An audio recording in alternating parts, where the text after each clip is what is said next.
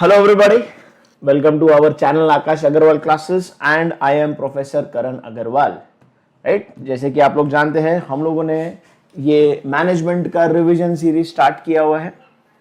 Already हम लोग introduction कर चुके हैं जिसमें बेसिकली मैनेजमेंट क्या है ये सारी डिटेल्स में हम लोगों ने चीज़ें देखी थी, कुछ एग्जांपल्स भी देखे थे। फिर उसके बाद हम लोगों ने प्रिंसिपल्स ऑफ मैनेजमेंट देखे जहाँ पर हम लोग ने साइंटिफिक मैनेजमेंट देखा, टेलर साहब ने जो हमें बताया था, हेनरी फेयल सर से हम लोग मिले, फिर मैक्स वेबर का ब्यूरोक्रेटिक स्ट्रक्चर हम लोगों ने देखा। सो हम लोगों ने पिछले 2 लेक्चर्स में जो बैकग्राउंड है वो हम लोग ऑलरेडी डिस्कस कर चुके हैं।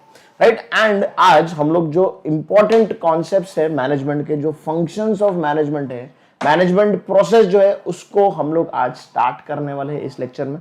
This is lecture number 3।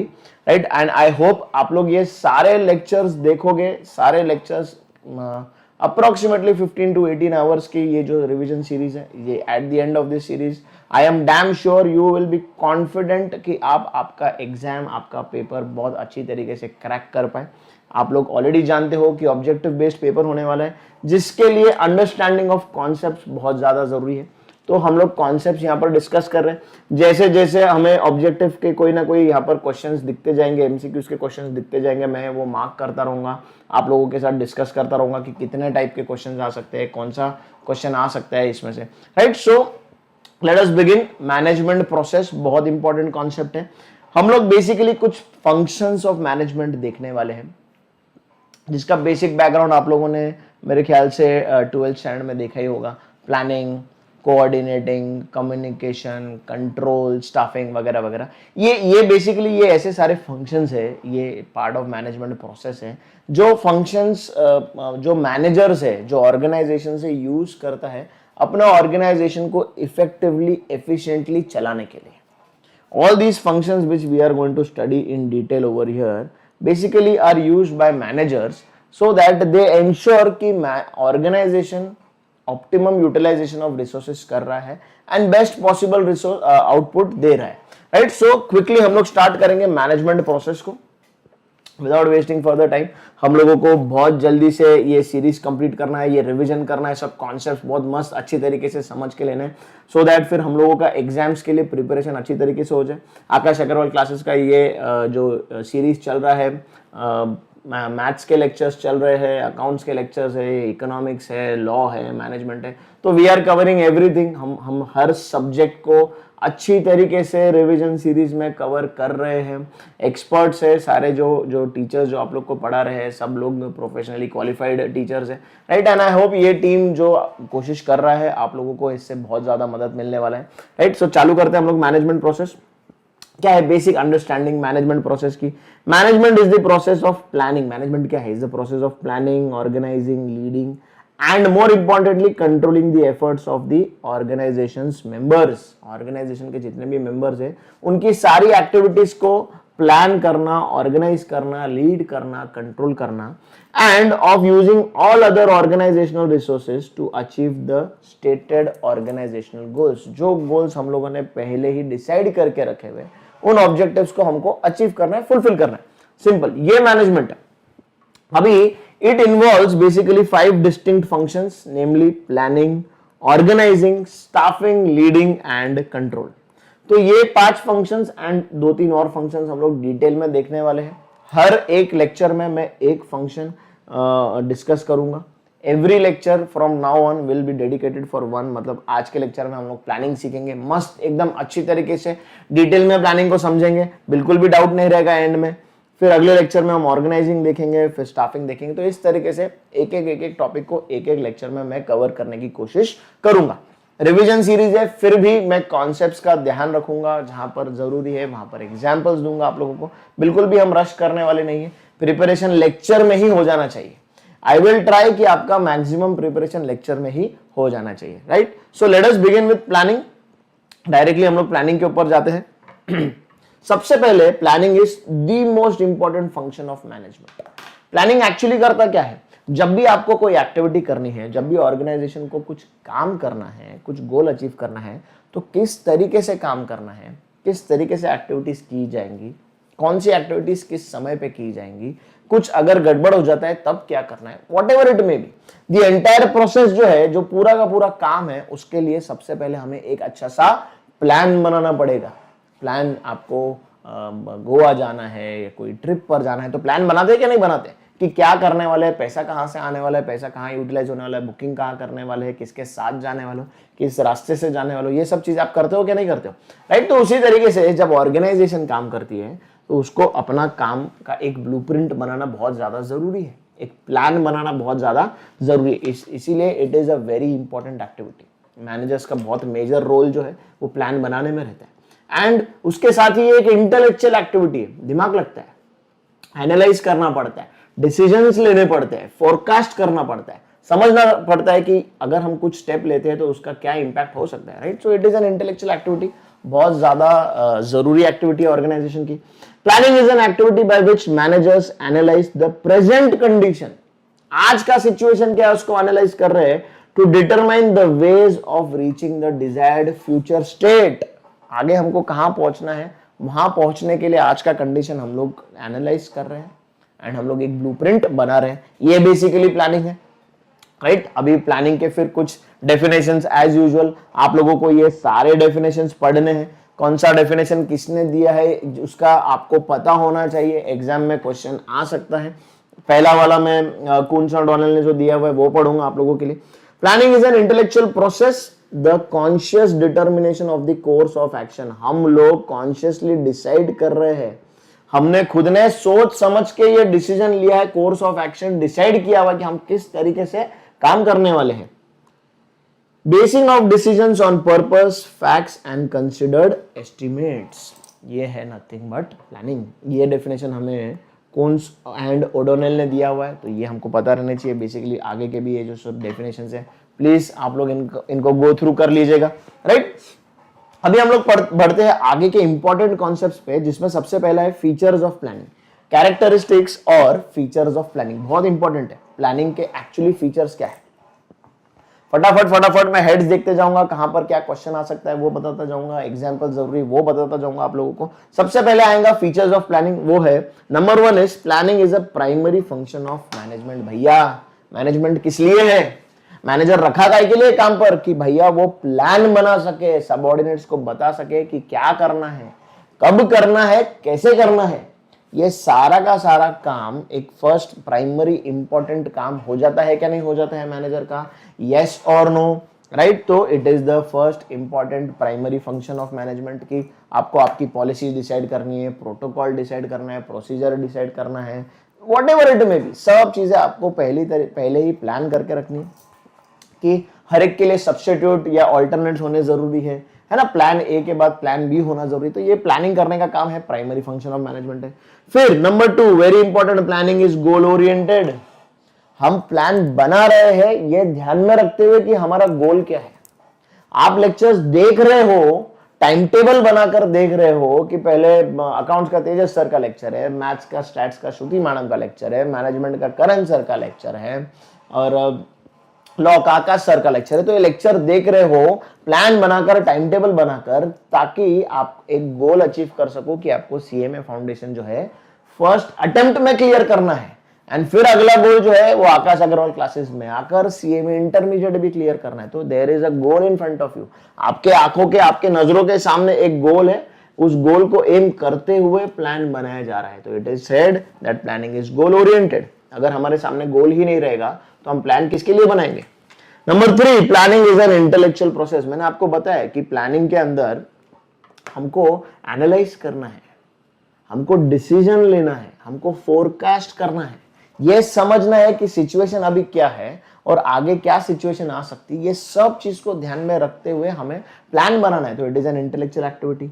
यहाँ पर ट्रायल एंड एरर मेथड चलने वाला नहीं है, inky pinky ponky guess work चलने वाला नहीं है। It is an intellectual activity, इसीलिए managers are paid so much, क्योंकि वो इंटेलेक्चुअल काम कर रहे हैं।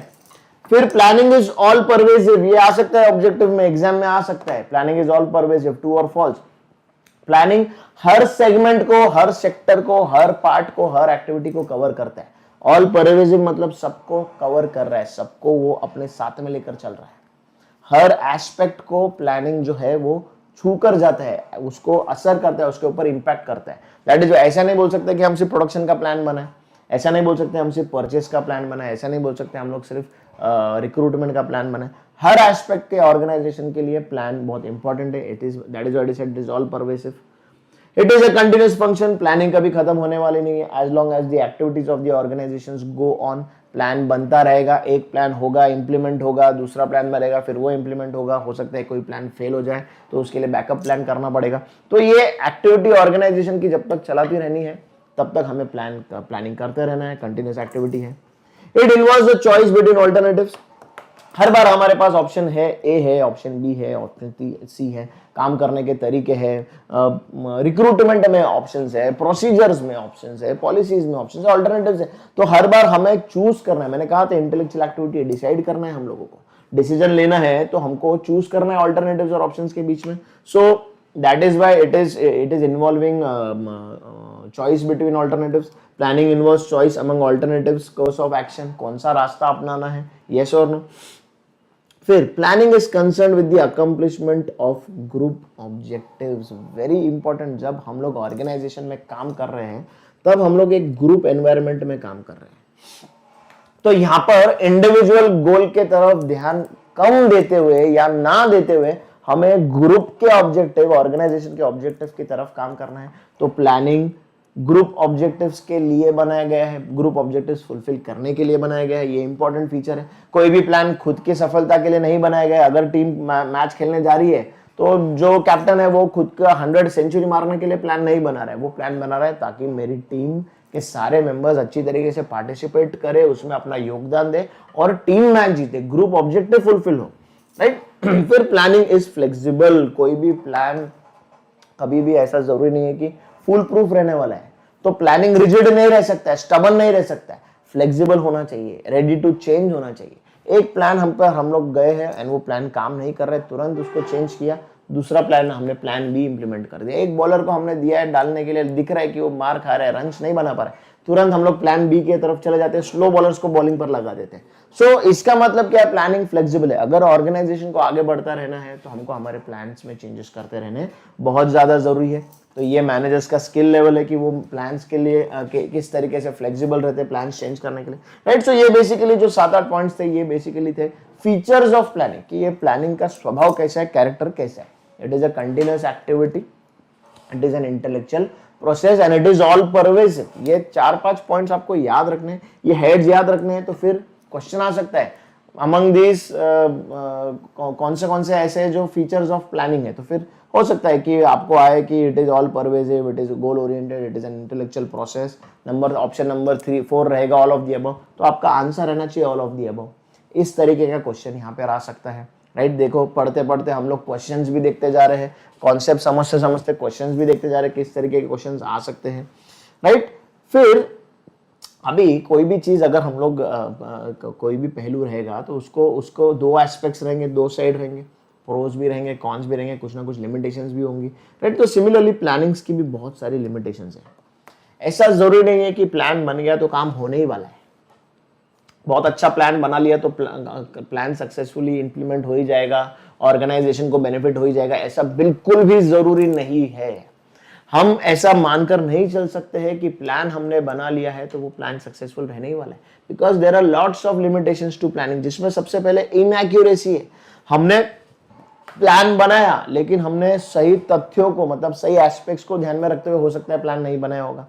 हमने आने वाली सिचुएशंस जो हो सकती है वो सारी सिचुएशंस हमने ध्यान नहीं दी होंगी कि क्या क्या हो सकता है, क्या क्या नहीं हो सकता है। हमने अच्छी तरीके से फोरकास्ट नहीं किया होगा, प्लान को अच्छी तरीके से इंप्लीमेंट नहीं किया होगा। तो यहाँ पर प्लान में इनएक्यूरेसी होने के चांसेस बहुत ज्यादा है।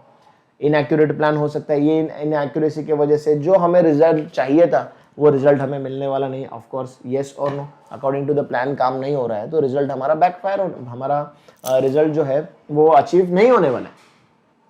फिर प्लानिंग, ये जो एक्टिविटी प्लान बनाने वाली एक्टिविटी है, प्लान बनाने वाली एक्टिविटी बहुत टाइम कंज्यूमिंग एक्टिविटी है, बिकॉज इसमें बहुत सारा डेटा, बहुत सारा इंफॉर्मेशन लगता है, बहुत सारे मैनेजर्स है, बहुत सारे एस्पेक्ट्स को कंसिडर करना पड़ता है, बहुत सारा मनी लगता है इसके अंदर। डेटा कलेक्ट करना, इंफॉर्मेशन कलेक्ट करना कोई छोटा मोटा काम नहीं है। Lot of money is required for that. तो दैट इज वाई ये एक बहुत बड़ा लिमिटेशन है प्लानिंग का, कि बहुत बार लोग सिर्फ प्लान बनाने में रह जाते हैं, इंप्लीमेंटेशन नहीं कर पाते। इसलिए planning is a very time consuming activity. हम लोग ऑब्जेक्टिव अचीव करने के लिए प्लान इतना ज़्यादा बनाने में ये घुस जाते हैं कि हम लोग इम्प्लीमेंटेशन के स्टेज पर जल्दी से नहीं आ पाते। तो प्लानिंग एक बहुत time consuming, energy consuming activity है।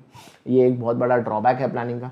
आपने अपने आसपास देखे रहेंगे बहुत सारे लोग जल्दी से डिस्कशंस वगैरह में ज़्यादा बिलीव नहीं करते, तुरंत एक्शन में बिलीव करते हैं, ज़्यादा प्लानिंग वगैरह के पीछे नहीं पड़ते कि भाई हमने डिसीजन ले लिया, काम करना है, इस तरीके से काम करना है, फटाफट काम पर लगो, प्लान वगैरह करते मत बैठो, राइट। सो ये बहुत इंपॉर्टेंट है लिमिटेशन है प्लानिंग का। फिर रिजिडिटी, समटाइम्स क्योंकि प्लान बहुत टाइम लेकर बनाया गया है, बहुत एस्पेक्ट्स को ध्यान में लेकर बनाया गया है, तो मैनेजर्स बहुत बार रिजिड हो जाते हैं, प्लान्स चेंज नहीं कर पाते। प्लान अपने आप में ऐसा बना हुआ है कि जिसके अंदर फ्लेक्सिबिलिटी नहीं रखी हुई। सो ये एक अनदर लिमिटेशन है। हो सकता है हमने प्लान बनाया पर ऐसा सिचुएशन आ जाए हमारे आंखों के हमारे सामने आ जाए, ऑर्गेनाइजेशन के सामने आ जाए कि जहां पर वो प्लान काम नहीं कर रहा है। तो ये एक बहुत बड़ा लिमिटेशन है प्लानिंग का कि वो बहुत रिजिड हो जाता है, हमारे पास ऑल्टरनेट्स नहीं रहते, ऑप्शंस नहीं रहते हैं। फिर मैंने बताया कि प्लानिंग बहुत कॉस्टली है। ऑलरेडी टाइम कंज्यूमिंग वाला पॉइंट हम लोग देख रहे थे, तब मैंने बताया कि ये बहुत कॉस्टली एक्टिविटी है, बहुत मैनेजर्स हायर करने पड़ते हैं, बहुत फोरकास्टर्स चाहिए, बहुत इन्फॉर्मेशन चाहिए, तो बहुत पैसा लगता है इसमें। एंड ऑफकोर्स ऑर्गेनाइजेशन का टाइम कंज्यूम हो रहा है, तो मतलब टाइम इज मनी, तो वहाँ पर भी ये मनी बहुत ज़्यादा स्पेंड होता है ऑर्गेनाइजेशन का। फिर एटीट्यूड्स ऑफ मैनेजमेंट, ये अभी बहुत इंपॉर्टेंट पॉइंट है। Good planning is an sorry is an agonising process, it is an intellectual activity. सबसे पहले ये पॉइंट हम लोग को पता है। It requires tremendous amount of paper work and time. Most managers would not like to undergo such a painful process and prefer to become doers rather than thinkers. ये एक एटीट्यूड हो जाता है मैनेजर्स का कि वो इतना दिमाग चलाने का काम नहीं कर सकते हैं, इतना पेपर वर्क नहीं कर सकते, इतना एनालिसिस नहीं कर सकते। तो वो क्या प्रिफर करते हैं कि बाबा आम्हाला काम द्या, हमको काम दो, हमको सोचने का मत दो, हमको प्लानिंग बनाने का काम मत दो, हम एक्चुअली इंप्लीमेंटेशन वगैरह करेंगे। सो ये एक इंपॉर्टेंट लिमिटेशन है कि बिकॉज इतना इंटेलेक्चुअल प्रोसेस है, इतना टाइम कंज्यूमिंग एक्टिविटी, इतने सारे एस्पेक्ट्स इन्वॉल्व रहते हैं, तो एटीट्यूड कभी कभी मैनेजर्स का ऐसा हो जाता है कि वो प्लानिंग को ज़्यादा तवज्जो नहीं दे पाते, वो प्लानिंग में ज़्यादा बिलीव नहीं कर पाते हैं। क्योंकि देखो प्लानिंग में टेस्ट भी है ना आपका, प्लानिंग आपका एक्चुअली स्किल्स, आपका अंडरस्टैंडिंग टेस्ट कर रहा है, राइट। तो फिर बहुत जल्दी से लोग उसके लिए रेडी नहीं रहते। फिर sometimes faulty design of the planning system, हमारा प्लानिंग सिस्टम, हमारा मैकेनिज्म, हमारा डेटा, हमारा इंफॉर्मेशन, हमारे डिसीजंस में ही कुछ गड़बड़ हो। हमने जो एनालिसिस किया है, हमारा जो रिपोर्ट्स वगैरह आया है, मार्केट से जो इन्फॉर्मेशन लिया है, उसमें ही शायद हो सकता है फॉल्ट हो सकता है क्वाइट पॉसिबल कि जो मैनेजर्स हमने हायर किए हुए उनको उस तरीके का एक्सपीरियंस ना हो, अनुभव ना हो, वैसा उन्होंने कभी काम ना किया हो, वो उनका फील्ड ऑफ वर्क ना हो। तो ये सब चीजें कंट्रीब्यूट कर देती है towards a faulty design of the planning system. फिर इसके अलावा कुछ और पॉइंट्स है इसमें कि लैक ऑफ रिवॉर्ड। अभी मैनेजर्स जो है, देखिए ध्यान से देखें, देखो यहाँ पर प्लानिंग सिस्टम में not have reward mechanism and as such managers tend to address their attention to short run results. इसमें हमको इमीडिएट रिजल्ट्स, रिवॉर्ड्स मिलने का मैकेनिज्म नहीं है, तो मैनेजर्स फिर से जो शॉर्ट टर्म गोल्स है, शॉर्ट टर्म ऑब्जेक्टिव्स है, उनकी तरफ ज़्यादा फोकस करने लग जाते हैं, क्योंकि उन रिजल्ट से उन्हें रिवॉर्ड मिल जाता है। लेकिन लॉन्ग टर्म जब प्लान सक्सेसफुल होता है उसके लिए रिवॉर्डिंग सिस्टम जनरली नहीं है, बट तुरंत शॉर्ट टर्म हमारा काम हो रहा है, मैनेजर्स का काम हो रहा है, ऑब्जेक्टिव फुलफिल हो रहा है, तो उसके लिए रिवॉर्ड सिस्टम होता है। तो फिर इसीलिए ये एक बहुत बड़ा फॉल्ट है। फिर लैक ऑफ पार्टिसिपेशन। अभी जो लोग एग्जीक्यूट करने वाले हैं प्लान, देखो मैं मैनेजर हूं, मैंने प्लान बना लिया, लेकिन काम करने वाले, एग्जीक्यूट करने वाले लोग अलग है। तो हो सकता है उनका पार्टिसिपेशन नहीं है, उनका एक्सेप्टेंस नहीं है। तो ये एक लिमिटेशन है कि मैंने प्लान बना दिया लेकिन सामने वाला एक्सेप्ट नहीं कर रहा है, सामने वाला जो एक्चुअली वो प्लान को इंप्लीमेंट करने वाला है उसे वो प्लान पसंद नहीं, वो पार्टिसिपेट नहीं कर रहा है, तो ये अगेन फॉल्टी डिजाइन हो जाता है। Lack of specific activities. Planning can not be effective unless the goals are specific and clear. Very important, clear objectives organisation के होने बहुत ज्यादा जरूरी है। गोल, एम क्लियर होगा तो उसके अकॉर्डिंगली प्लान बनेगा, राइट। तो अगेन ये फॉल्टी डिजाइन का पॉइंट हो जाता है। कॉम्पिटेंस ऑफ द प्लानर, मैं बता चुका हूँ कि जो प्लानर है उसका स्किल लेवल वैसा नहीं होगा, एक्सपीरियंस वैसा नहीं होगा, उसका एनालिसिस, थिंकिंग एबिलिटी वैसा नहीं होगा, what ever it may be. हम लोग उसकी अक्ल पर शक नहीं कर रहे, बट उसका बैकग्राउंड शायद वैसा नहीं हो सकता है। तो यहाँ पर प्लानर की कॉम्पिटेंस के ऊपर एक बहुत बड़ा सवाल उठ जाता है कि वो उतना इफेक्टिव, उतना एफिशिएंट मैनेजर है या नहीं है। तो ये डिजाइन सिस्टम के अंदर अनदर फॉल्ट है, राइट। तो ये कुछ लिमिटेशन है प्लानिंग के। फिर और है हमारे पास प्लानिंग प्रिवेंट्स इनोवेशन। अभी हम लोग एक प्लान पकड़ के चल रहे हैं, एक ही प्लान के ऊपर काम कर रहे हैं, तो उसमें इनोवेट करने का, कुछ नया ट्राई करने का, कुछ अलग तरीके से काम करने का जो फ्रीडम है वो फ्रीडम नहीं मिल पाता है, जिसके वजह से हम ये बोल सकते हैं ये लिमिटेशन है प्लानिंग का कि it is preventing innovation.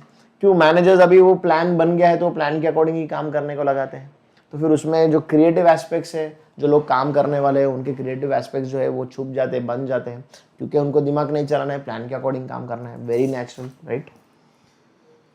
Lack of orientation and training for the managers. For most of the managers, planning is easy to put off as it is not at all exciting or action oriented. है ना? Planning is exactly opposite to action orientation. Action नहीं ना, plan एक theoretical काम है, plan बनाना, और action actually आप काम कर रहे हो, तो people would rather prefer this, क्योंकि यार इसके अंदर पेपर वर्क है, इसके अंदर काम नहीं है कुछ भी, प्लान बनाने को बोल रहे हैं, काम करने दो ना यार हमको। प्लस फिर बहुत बार लोगों को ट्रेनिंग नहीं रहती है, बैकग्राउंड वैसा नहीं रहता है, अगेन एक्सपीरियंस नहीं होता है लोगों को ये। फिर दूसरा, there is lots of uncertainty. अभी इतना डायनेमिक एनवायरनमेंट है ऑर्गेनाइजेशन के अंदर, ऑर्गेनाइजेशन के बाहर, तो कोई भी प्लान फुल प्रूफ नहीं हो सकता है, क्योंकि सिचुएशन बहुत अनसर्टन है। That is why planning has to, it is said, planning has to reckon with numerous uncertainties in the environment। तो ये एक बहुत बड़ा लिमिटेशन है ऑर्गेनाइजेशन प्लानिंग के लिए, क्योंकि इतने सारे अनसर्टन पॉइंट्स है जिसके लिए ऑर्गेनाइजेशन को पूरा टाइम, जिससे ऑर्गेनाइजेशन को रूबरू होना है, फेस करना है, तो फिर बहुत सारी अनसर्टेनिटी क्रिएट हो जाती है प्लानिंग के लिए। Finally planning is a mere ritual in a fast changing environment. The sudden and dramatic changes in the technology, competition, government regulation, political stability of the country, जो legal, ethical, social changes, etc. reduce the effectiveness of the planning effort. इतने सारे factors हैं जिसके ऊपर organisations dependent है। Political factors है, legal environment है, choices of the public है, economical conditions of the state है, ऑफ द नेशन है, टेक्नोलॉजी है, कंपटीशन है, इतना सारे चीज़ें हैं जहाँ पर फिर प्लानिंग के लिए बहुत इश्यूज क्रिएट हो जाते हैं। इसीलिए क्या बोल रहे हैं कि इट इज़ अ मियर रिचुअल, मतलब एक फॉर्मेलिटी रह जाती है फिर, क्योंकि कोई भी प्लान बनाओ, इतना एनवायरनमेंट अनसर्टन है, तो प्लान हमारा चलने वाला बहुत लंबे समय तक चलेगा ऐसा बहुत मुश्किल हो जाता है, राइट? सो ये सारे लिमिटेशन है प्लानिंग के। आई होप लिमिटेशन समझ में आए होंगे आप लोगों को कि कैसे प्लानिंग बहुत टाइम कंज्यूमिंग एक्टिविटी है, इनएक्यूरेट होने के बहुत चांसेस है, अनसर्टेनिटी है, lots of money is required, फिर फॉल्टी डिजाइन सिस्टम भी हो सकता है। तो ये सारे थे लिमिटेशंस ऑफ प्लानिंग, राइट? हम लोगों ने फीचर्स देखे प्लानिंग के कि प्लानिंग का स्वभाव एक्चुअली क्या क्या है, फिर हम लोग प्लानिंग को बहुत ज्यादा इंपॉर्टेंस जरूर दे रहे हैं, बट उसके साथ लिमिटेशंस भी है बहुत सारे प्लानिंग के। अब हम लोग देखेंगे prerequisites of the effective planning system. What are prerequisite? सबसे पहले तो प्री रिक्विजिट मतलब क्या? कुछ भी काम करने से पहले हमें लगने वाले रिसोर्सेज जो है, लगने वाली चीजें जो है, वो रिक्वायरमेंट्स जो हमारी है, उनको हम लोग बोलेंगे प्री रिक्विजिट्स। प्री रिक्विजिट्स मतलब फॉर एग्जाम्पल आपको सीएमए फाउंडेशन क्लियर करना है, लॉकडाउन है, वर्चुअल क्लासेस चालू है, फिजिकल क्लास अटेंड नहीं कर पाए हैं, ज़्यादा पढ़ाई नहीं किया है, एग्जाम सर पर है, राइट? तो ये आपके सामने काम आ रहा है, आपको पढ़ाई करना पड़ेगा, आप प्लान बना रहे हो, तो उसके लिए क्या लगने वाला है? उसके लिए आपको अच्छा मोबाइल चाहिए, इंटरनेट कनेक्शन चाहिए, और आकाश अग्रवाल क्लासेस का यूट्यूब चैनल आपने सब्सक्राइब किया हुआ होना चाहिए। These are the prerequisites. ये सब चीजें आपके पास अवेलेबल होंगे तो आप आपका प्लान बनाओगे, टाइम टेबल बनाओगे और इंप्लीमेंट कर दोगे, देखना चालू कर दोगे, पढ़ाई करना स्टार्ट कर दोगे, लेक्चर्स देखते देखते आप पास हो जाओगे, आपका गोल अचीव हो जाएगा। तो प्री रिक्विजिट्स माने ये सारी चीजें जो हमें काम करने से पहले लगने वाली है। तो इफेक्टिव प्लान अगर हमें बनाना है तो उसके लिए there are lots of things which we are going to require, जिनको हम लोग बोलेंगे prerequisites. Now, what are these prerequisites to effective planning? Number one, develop accurate forecast. It is very important कि हमारी forecasting team, हमारे forecasting methods, technologies जो है वो highly developed है, highly advanced है, updated है, right kind of information हमें लाकर दे रहे हैं, क्योंकि इंफॉर्मेशन आता है, डेटा आता है, तो ही उसके अकॉर्डिंगली प्लान बन सकते हैं, चेंज हो सकते हैं। डेटा ही इंपॉर्टेंट है बेटा, डेटा बहुत इंपॉर्टेंट है बेटा। इंफॉर्मेशन हमें मिलेगा तो हम प्रॉपर फोरकास्ट डेवलप कर पाएंगे, एक्यूरेट फोरकास्ट डेवलप कर पाएंगे। सो हमें फोरकास्ट अच्छे करने हैं जिसके बेसिस पे हम लोग डिसीजन ले सकते हैं। तो उसके लिए हमारा forecasting team, forecasting method, technology बहुत एक्यूरेट, बहुत अप टू डेट होनी जरूरी है। Gain acceptance for the plan, ये पॉइंट मैं पहले भी डिस्कस कर चुका हूं। मैनेजर्स का काम है प्लान बनाना, लेकिन प्लान एग्जीक्यूट करना है, इंप्लीमेंट करना है, काम पर लगाना है, वो काम तो ऑपरेटर्स का हो सकता है, लोअर लेवल मैनेजमेंट का हो सकता है, एम्प्लॉयज का, स्टाफ का हो सकता है। अगर उन लोगों के बीच में प्लान को लेकर एक्सेप्टेंस नहीं है तो आपका प्लान कितना भी अच्छा हो, वो प्लान काम नहीं करने वाला है। सो इट इज इम्पॉर्टेंट, एक बहुत इंपॉर्टेंट प्री रिक्विजिट है कि मैनेजर्स का कम्युनिकेशन हो स्टाफ के साथ, लोअर लेवल मैनेजमेंट के साथ, एग्जीक्यूट जो लोग करने वाले उनके साथ, उन लोगों का पार्टिसिपेशन हो प्लान बनाने में, तो जाके वो लोग प्लान एक्सेप्ट कर पाएंगे, वो प्लान को लेकर फिर पॉजिटिव रहेंगे, प्लान को इम्प्लीमेंट करने में वो लोग खुश रहेंगे। So very important prerequisite is that there has to be acceptance of that plan. So उसके लिए काम करना बहुत ज़रूरी है। सबऑर्डिनेट का पार्टिसिपेशन ले लेंगे अगर उसमें प्लानिंग प्रोसेस में, तो फिर एक्सेप्टेंस हो जाएगा। बहुत इंपॉर्टेंट एस्पेक्ट्स होते हैं मैनेजमेंट के लिए। ऑर्गेनाइजेशंस को काम करना है अगर इफेक्टिवली, एफिशिएंटली, तो ये बहुत फाइन पॉइंट्स है जिसके ऊपर ध्यान दिया जाएगा, तो ऑर्गेनाइजेशन का गाड़ी जो है वो चलता रहता है। Plan must be a sound one. देखो इतना कॉम्प्लेक्स एनवायरनमेंट है, मैंने फैक्टर्स डिस्कस किए आपके साथ, legal factors, social factors, political factors, government, law, judiciary, people, public, competition, market, technology, environment वगैरह वगैरह। तो बहुत कॉम्प्लेक्सिटीज है ऑर्गेनाइजेशन के आसपास भी। जो प्लान है वो एकदम साउंड, एकदम स्टेबल, एकदम जो इन सब फैक्टर्स को कंसिडर करके अप्रोच बनाए, प्लान बनाए, ये होना बहुत ज्यादा जरूरी है, तो जाकर वो प्लान जो है वो इफेक्टिव हो पाएगा।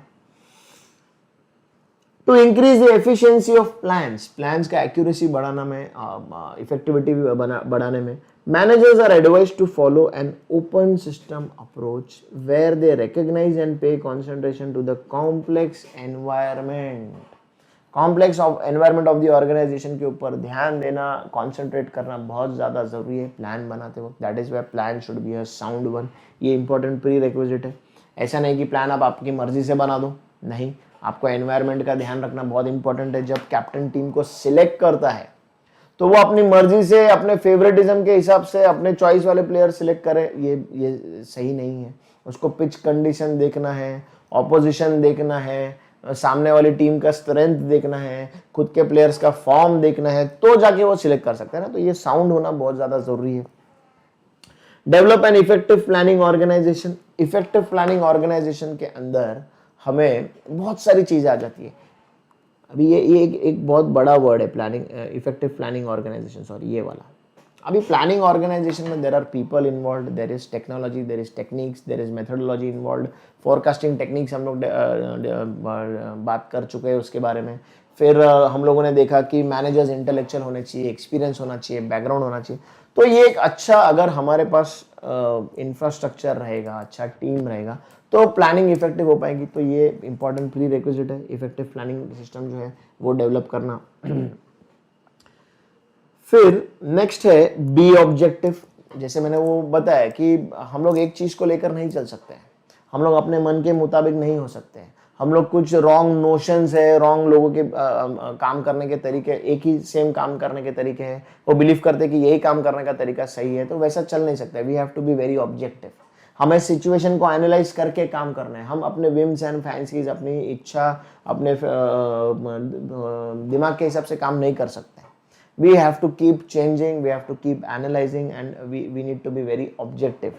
To see that planning is successful, managers must be very objective. उनको सिर्फ चीजों को पकड़ कर नहीं चलना है। देखो यहाँ पर बहुत इंपॉर्टेंट, देखो, to verify, the manager should not hesitate to verify the truth behind the pessimistic notions or beliefs। कोई भी चीज जो नेगेटिव है, जो हम लोग को बिलीव्स है, जो हमारे विचार है कि भाई ऐसा करने से ऐसा काम होने वाला है, ये करेंगे तो ही काम होने वाला है, ये सब चीजें जो है ये सही है या नहीं, सबसे पहले तो मैनेजर्स के अंदर वो क्षमता होनी चाहिए कि वो पहले ये सब चीजें चेक कर सके, एनालाइज कर सके कि भाई बोला जा रहा है कि इसी तरीके से काम करो, तो उसके पीछे कुछ लॉजिक है, कुछ रीजन है या नहीं है। बिना मतलब कोई भी चीज को ब्लाइंडली फॉलो नहीं करना है। We have to be very objective in our approach. Measure the market, firms market value. Very important कि हमारा मार्केट में, हमारे ऑर्गेनाइजेशन का मार्केट वैल्यू क्या है, मार्केट में शेयर कितना है, कितना कस्टमर बेस है, हमने कितना ज़्यादा मार्केट कैप्चर किया हुआ है या नहीं किया हुआ है। तो इसके लिए इंपॉर्टेंट है कि फर्म का मार्केट वैल्यू जो है वो एस्टिमेट किया जाए। One of the primary responsibilities of a manager is to measure the total market and see that the organization's share in the market is as large as possible. At the end, organization काम कर रहा है एक बड़ा customer share पाने के लिए। Market के अंदर फॉर एग्जांपल 100 कस्टमर्स है किसी एक प्रोडक्ट के, तो ऑर्गेनाइजेशन काम कर रहे हैं कि यार 80, 90 हो सके 100 के 100 कस्टमर्स मेरे पास आए, है ना। तो बड़ा market share, lion's share of the market organisation को मिलना चाहिए। तो उस हिसाब से प्लानिंग होनी बहुत ज़्यादा ज़रूरी है। तो फिर हमें मार्केट शेयर पता होना चाहिए, वैल्यू करना चाहिए हमने उस चीज़ का। Decide in advance the criteria for abandoning a project, very important. Decide in advance the criteria for abandoning, abandon करना मतलब छोड़ देना। हमने प्लान ए बनाया, हमने प्लान बी बनाकर रखा हुआ है। ध्यान से सुनो इस बात को। हमने प्लान ए बनाते वक्त पहले से एडवांस में ही डिसाइड करके रखा हुआ है कि कौन सा ऐसा सिचुएशन हमारे सामने आएगा, कौन सा लिमिट क्रॉस हो जाएगा जब हम प्लान ए को छोड़ देंगे, नकार देंगे, अबैंडन कर देंगे, and we will move on to plan B. ये एडवांस में ही डिसाइड होना, ये क्राइटेरिया फिक्स होना बहुत ज्यादा जरूरी है कि कौन से लिमिट तक, कौन से समय तक हम लोग प्लान ए को पकड़ के चलने वाले हैं। ऐसा लगता है कि प्लान ए नहीं चल रहा है तो हम लोग तुरंत उस प्लान ए को छोड़ देते हैं एंड प्लान बी पर मूव ऑन कर देते हैं। तो ये क्राइटेरिया पहले से डिसाइड करना बहुत इंपॉर्टेंट है, प्री रिक्विजिट ऑफ प्लानिंग है, बहुत इंपॉर्टेंट चीज है। Set up a monitoring system, very important. Plans should preferably be subjective to regular appraisal and review, very important. Plan को पूरा टाइम ध्यान देना जरूरी है, रिव्यू करते रहना जरूरी है, उसके अंदर एडिशंस और सब्ट्रैक्शंस, डिलीशंस करते रहना जरूरी है, फाइन ट्यून करते रहना जरूरी है। जैसे जैसे इंफॉर्मेशन आते जा रहा है वैसे वैसे उसके अंदर माइन्यूट चेंजेस वगैरह हम करते जा रहे हैं, मॉनिटर कर रहे हैं, ध्यान दे रहे हैं प्लान अच्छी तरीके से एग्जीक्यूट हो रहा है या नहीं, एग्जीक्यूट हो रहा है तो डिजायर्ड रिजल्ट मिल रहा है या नहीं। अगर कुछ गड़बड़ हो रहा है तो उसके अंदर फाइन ट्यूनिंग कर रहे हैं, चेंजेस कर रहे हैं, जिससे कि एक्यूरेसी बढ़ जाता है। तो इसीलिए very important monitoring system develop होना चाहिए। प्लान बना रहे हैं लेकिन उसके लिए हमें एक इंपॉर्टेंट क्राइटेरिया है, एक इंपॉर्टेंट प्री रिक्विजिट है जो इस प्लान के ऊपर वॉच रख सके। तो ये एक मॉनिटरिंग सिस्टम, ये वाला मॉनिटरिंग सिस्टम हो गया, ये हमारा प्लान हो गया। प्लान काम कर रहा है या नहीं कर रहा है उसको मॉनिटर करना जरूरी है, ये प्री रिक्विजिट है प्लानिंग का। Revise the long term plans every year, very important. देखो कोई भी तरह के ऑर्गेनाइजेशन के लिए short term plans as well as long term plans बहुत इंपॉर्टेंट है। शॉर्ट टर्म प्लान्स कम इंपॉर्टेंट है, लॉन्ग टर्म प्लान्स ज्यादा इंपॉर्टेंट है, ऐसा बिल्कुल भी नहीं है। Both are of equal importance. Short term objectives fulfil करते जाएंगे धीरे धीरे धीरे तो लॉन्ग टर्म प्लान जो है हमारा सक्सेसफुल हो जाएगा, लॉन्ग टर्म ऑब्जेक्टिव जो है वो हमारे फुलफिल हो जाएंगे, राइट। तो अभी अगर हम लोग यहाँ पर बात करें लॉन्ग टर्म प्लान्स की, so it is very important that 5 year का प्लान बनाए या 3 साल का प्लान बनाए या 10 साल का प्लान बनाए, हर एक रेगुलर इंटरवल पर, भले साल हो, 6 महीना हो, 2 साल हो, 1.5 साल हो, वगैरह वगैरह, एवरी ईयर वो प्लान को हम लोग को रिवाइज करते रहना, मॉनिटर करने के बाद उसके अंदर चेंजेस करते रहना बहुत ज़्यादा ज़रूरी है। तो जाकर accuracy of implementation of the planning process possible हो पाता है। रिव्यूज बहुत इंपॉर्टेंट है। अच्छा, रिव्यूज करने के बाद उसके अंदर रिवीजन भी बहुत इंपॉर्टेंट है। सिर्फ रिव्यू किया कि यार कुछ गड़बड़ है और उसके अंदर चेंजेस नहीं किया तो कोई फायदा नहीं, तो उसको रिवाइज करना भी इंपॉर्टेंट है। Fit the plan to the situation, customise plan होना बहुत ज्यादा जरूरी है ना। अभी आजकल बहुत सारी चीजें कस्टमाइज मिलती है, customise shirts, customise pants, customise pair of sunglasses, customise बहुत हर चीज कस्टमाइज हो चुकी है आपकी पसंद के अनुसार, आपकी इच्छा के अनुसार। तो अभी यहाँ पर इच्छा और पसंद का बात तो नहीं चल रहा है, बट कस्टमाइज का मतलब क्या है कि plan according to the situation बनना चाहिए। एक ही दिशा में चलते रहेंगे और एक ही दिमाग से चलते रहेंगे तो चलने नहीं वाला है। We have to keep in mind the complex environment, the situation in front of us, and उन सिचुएशन को ध्यान में रखते हुए प्लान बनाना बहुत ज़्यादा ज़रूरी है। These days planning has become situational, situation change हो जाता है तो प्लान चेंज करना बहुत ज़्यादा ज़रूरी है। तो this is an important prerequisite, right. So ये 10 के 10 जो है ये prerequisites of planning system है कि आपको प्लान बनाना है, लेकिन प्लान बनाने से, इफेक्टिव प्लान बनाने से पहले लगने वाली जो चीज़ें हैं वो चीज़ें इक्वल इंपॉर्टेंस है इफेक्टिव प्लानिंग के साथ साथ ये सारी चीज़ें इन प्लेस रहेगी, एक अच्छा फोरकास्टिंग सिस्टम रहेगा, अच्छा प्लानिंग सिस्टम रहेगा, अच्छा मॉनिटरिंग सिस्टम रहेगा, अच्छा टीम रहेगा, हम लोग कोई भी रॉन्ग नोशंस को लेकर नहीं बैठ रहे, हम लोग ऑब्जेक्टिव है, ये सारे प्री रिक्विजिट्स हमारे साथ रहेंगे तो हमारा प्लानिंग सिस्टम जो है वो बहुत इफेक्टिव बन पाएगा। बात को समझो, ये सब चीज़ें क्या लाइन वाइज हम लोग पढ़ रहे हैं कि प्लानिंग क्या है। प्लानिंग आप कुछ तरीका अपना रहे हो, कुछ स्टेप्स फॉलो कर रहे हो सो दैट आप ऑब्जेक्टिव फुलफिल कर सको। तो फिर प्लानिंग क्या है? सबसे पहले तो जो फीचर्स ऑफ प्लानिंग देखे हम लोगों ने कि प्लानिंग एक्चुअली एक्टिविटी क्या क्या है, उसके स्वभाव क्या क्या कैरेक्टर्स है। फिर प्लान है, ऑब्जेक्टिव फुलफिल करने के लिए प्लान जरूरी है, लेकिन हो सकता है उसके कुछ लिमिटेशंस भी हो। हर बार जरूरी नहीं कि प्लान आसानी से बन जाएगा और बन गया प्लान तो फिर वो इम्प्लीमेंट भी हो जाएगा, रिजल्ट भी देगा। तो लिमिटेशंस है प्लानिंग के। फिर अभी हमको लिमिटेशंस को दरकिनार करते हुए एक इफेक्टिव प्लान बनाना है। इफेक्टिव प्लान बनाने से पहले हमें कुछ तो भी क्राइटेरिया फुलफिल करना पड़ेगा, तो जाकर वो प्लान इफेक्टिव बनने वाला है, अच्छी तरीके से इंप्लीमेंट होगा और रिजल्ट देगा। तो जिसके लिए ये इफेक्टिव प्लानिंग सिस्टम के जो प्री रिक्विजिट्स है ये समझने बहुत ज़्यादा इंपॉर्टेंट है, राइट। सेम क्वेश्चन आ सकता है इफेक्टिव प्लानिंग सिस्टम के प्री रिक्विजिट्स, 4 ऑप्शंस दिए होंगे, one of the above, none of the above वगैरह वगैरह आ सकता है। जैसे जैसे मैं समझाते जा रहा हूँ ये चीज़ें, ये हेड्स आप लोग के दिमाग में बैठते जाएंगे, कॉन्सेप्ट्स आई होप आप लोग को समझ में आ रहे हैं एंड काम आसान हो जाएगा। तो अगली बार जब आप रीडिंग करते हो तो ये सब चीज़ें याद हो जाती है, एग्जाम्पल्स याद आ जाते हैं, फिर लर्न करने की रट्टा मारने की जरूरत नहीं है आप लोगों को। Hello students, I am Akash Agrawal from Akash Agarwal classes. I hope so अभी जो आकाश अग्रवाल क्लासेस की तरफ से जो संजीवनी ब्यूटी सीरीज चल रही है for CMA foundation students and CMA intermediate students, वो आपके बहुत मदद में आ रही है आपके लिए। It's been very useful for you all. बहुत आपको एंजॉय भी कर रहे हो और बहुत आपके मदद में आ रही है। सो ये देखिए, आकाश अग्रवाल क्लासेस की तरफ से एक छोटा सा इनिशिएटिव है, हम आपकी पूरी मदद करेंगे।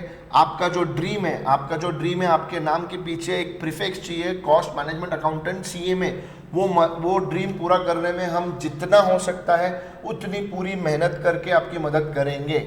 चलिए, मैं आपके साथ सीएमए इंटरमीडिएट के अंदर आकाश अग्रवाल क्लासेस क्या क्या प्रोवाइड करता है उसके बारे में जानकारी देने आया हूँ। सबसे पहले तो एक चीज़ समझ लीजिए कि Akash Agarwal classes CMA intermediate चाहे ग्रुप 1 हो चाहे ग्रुप 2 हो, दोनों ग्रुप में Akash Agarwal classes completely available है। दोनों ग्रुप में आकाश अग्रवाल क्लासेस के pen drive lectures, Google drive lectures and mobile application completely available है।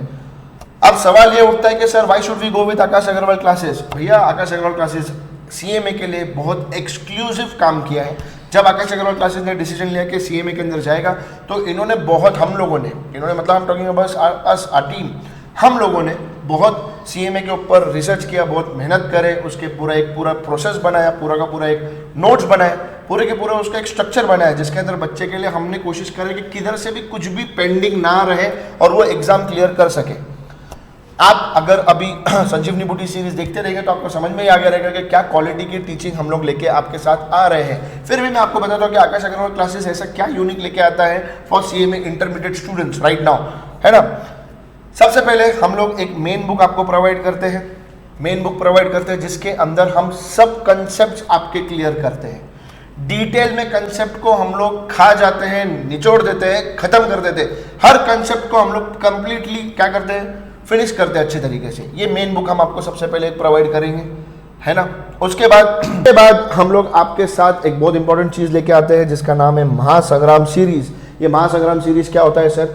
महासंग्राम सीरीज के अंदर हमने चैप्टर वाइज कंपाइलेशन किया होता है इंस्टीट्यूट के आरटीपी का, एमटीपी का, आपके क्या बोलते हैं पास्ट पेपर्स का, वर्कबुक का, हर का चैप्टर वाइज, हर चैप्टर का with question with solution, question and solution, हर चीज उसके अंदर हमें डाल के रखी हुई रहती है। और इसके सिर्फ आपको नोट्स भी प्रोवाइड किए जाते हैं, इसके आपको लेक्चर्स भी प्रोवाइड किए जाते हैं। ऐसा नहीं कि हम लोग ने बाबा ये पढ़ा दिया और ये आपको बोल दिया चलो बुक दे दी, तुम्हारा पढ़ लो, डाउट रहेगा तो डाउट सॉल्व होगा। नहीं, डाउट तो सॉल्व होगा ही, वो तो ऑब्वियस सी बात है, लेकिन इसकी बकायदा डाउट आएगा ही कब, जब हम उसके पूरे के पूरे लेक्चर्स ही दे देंगे तो फिर आपको डाउट आने का सवाल नहीं उठता। फिर भी अगर डाउट आए तो definitely we are going to help you all. लेकिन जनरली क्या होता है, बाबा मेन बुक करा दिया, आप बच्चा अपने लेवल पे कर लो, बाबा ये कर लो वो कर लो, नहीं। महासंग्राम सीरीज के भी पूरे जो चैप्टर वाइज कंपाइलेशन बनते हैं हम आपको हर चीज प्रोवाइड करेंगे लेक्चर्स के फॉर्म में।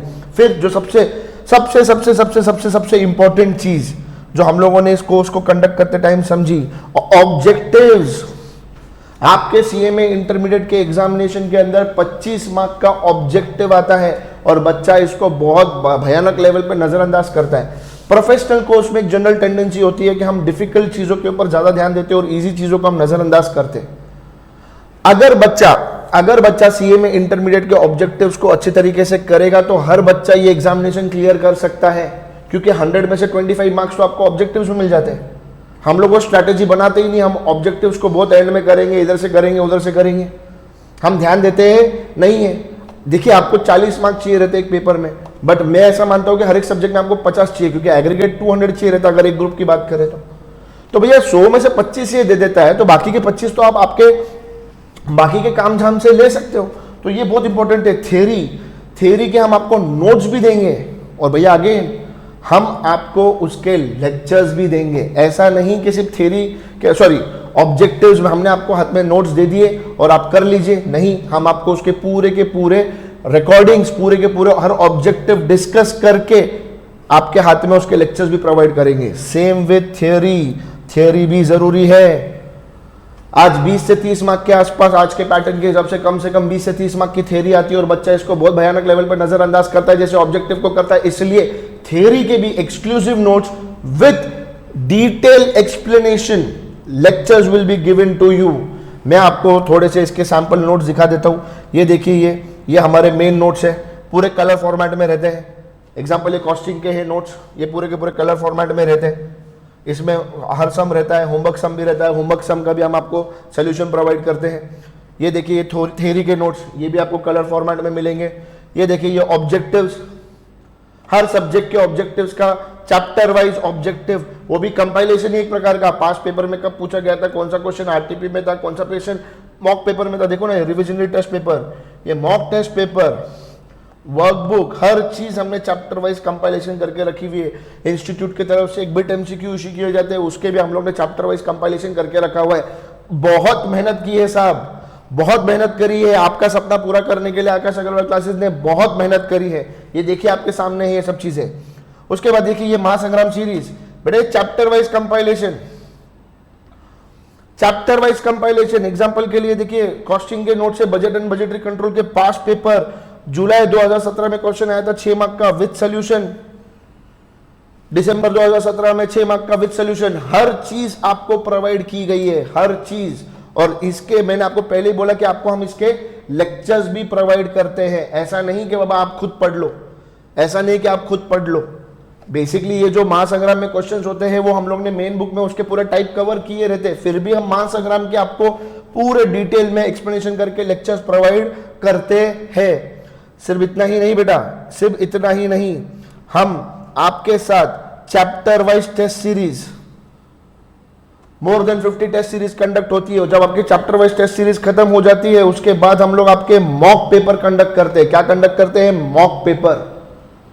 जैसे इंस्टीट्यूट आपके मॉक पेपर लेता है वैसे हम लोग आपके मॉक पेपर लेते हैं और हम लोग आपको कंटिन्यूस बेसिस पे गाइडेंस देंगे, कैसे पढ़ना चाहिए, क्या करना चाहिए, टाइम टेबल देंगे, मोटिवेशन देंगे।